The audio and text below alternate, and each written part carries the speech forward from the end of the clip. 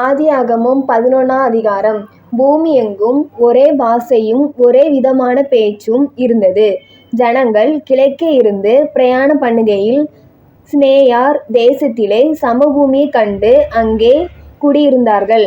அப்பொழுது அவர்கள், நாம் செங்கல் அறுத்து அதை நன்றாய் சுடுவோம் வாருங்கள் என்று ஒருவரோடு ஒருவர் பேசிக் கொண்டார்கள்.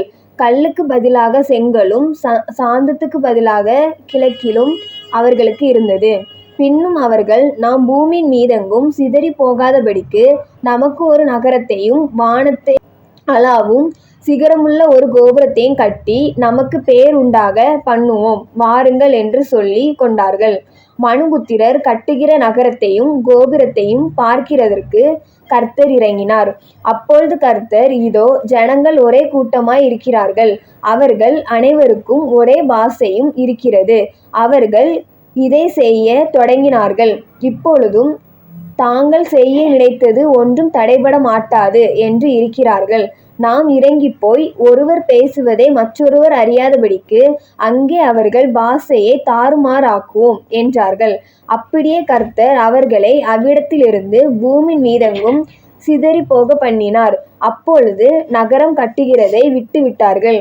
பூமி எங்கும் வழங்கின பாஷையை கர்த்தர் அவ்விடத்தில் தாறுமாறாக்கினபடியால் அதின் பேர் பாபேல் என்னப்பட்டது. கர்த்தர் அவர்களை அவ்விடத்திலிருந்து பூமியின் மீதெங்கும் சிதறிப் போகப் பண்ணினார்.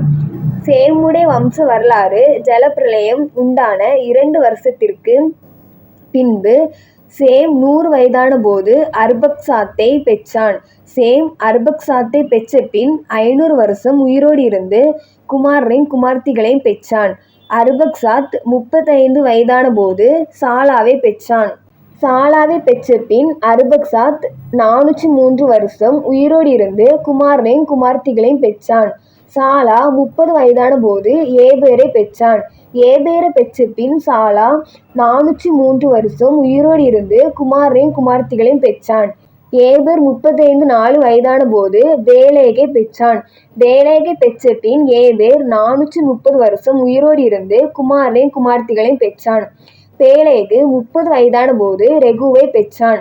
ரெகுவைப் பெற்றபின் பேலேகு 280 வருஷம் உயிரோடு இருந்து குமாரரையும் குமாரத்திகளையும் பெற்றான். ரெகு 32 வயதானபோது செரூகைப் பெற்றான்.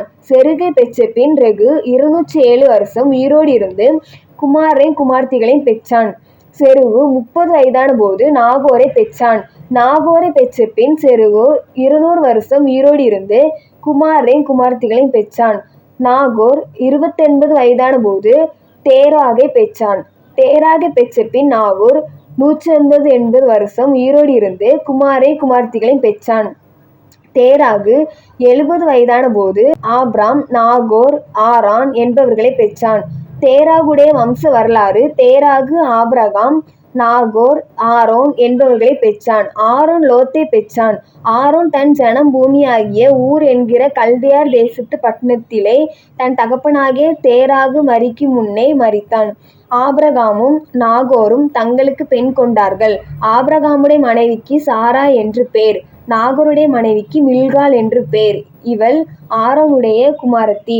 அந்த ஆரோன் மில்காளுக்கும் இல்காளுக்கும் தகப்பன்.